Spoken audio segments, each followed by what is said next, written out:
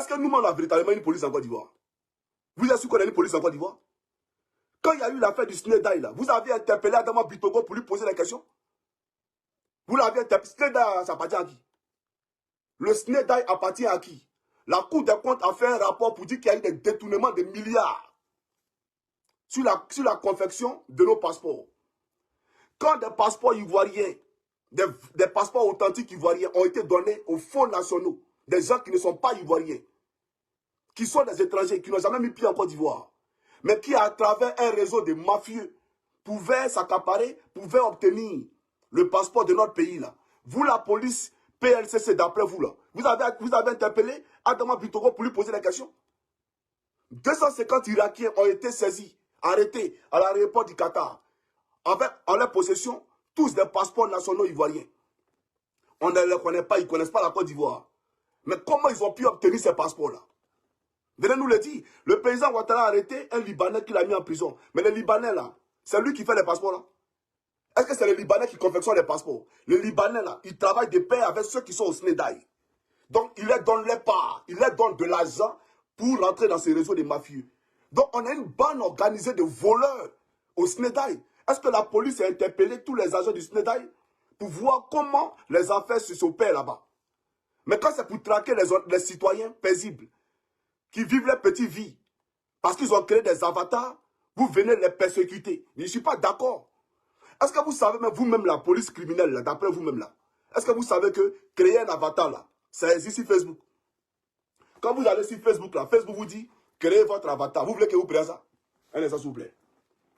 Facebook vous donne l'opportunité de créer votre avatar. Quand vous allez sur Snapchat, là, Snapchat vous donne la possibilité de créer votre avatar. Donc, si c'était un crime, là, si ça constitue un crime, Facebook n'allait jamais le faire. Parce que c'est une structure, une organisation très importante qui fait des chiffres d'affaires, mais importants par an. Des chiffres d'affaires annuels qui avoisinent des milliards, des centaines de milliards de dollars. Donc, ils ne vont pas permettre, si véritablement créer un avatar est un crime, Facebook ne va pas permettre à ce que les gens créent un avatar. Donc, on ne peut pas arrêter quelqu'un sur la base d'un avatar créé. Je ne suis pas d'accord. Attendez, je vais vous présenter ceci. Parce qu'il faut parler à les preuves. Un instant, s'il vous plaît, Ivoirien. Parce que si ça, c'est un moteur pour régler des comptes, je ne suis pas d'accord. Ne ternissez pas l'image de la Côte d'Ivoire. Je ne peux pas accepter ça. Créer un avatar sur Facebook.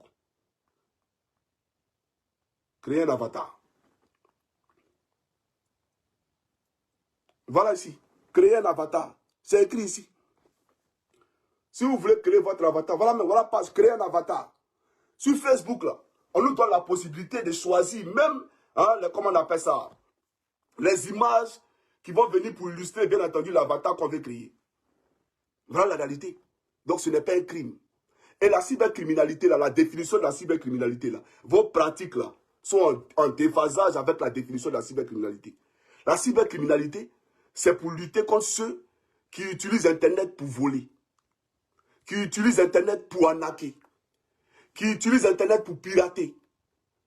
Par exemple, on peut utiliser Internet pour pirater le serveur de la présidence de la République, pour prendre des données, ok, et puis les diffuser sur les réseaux sociaux afin de nuire à l'État de Côte d'Ivoire.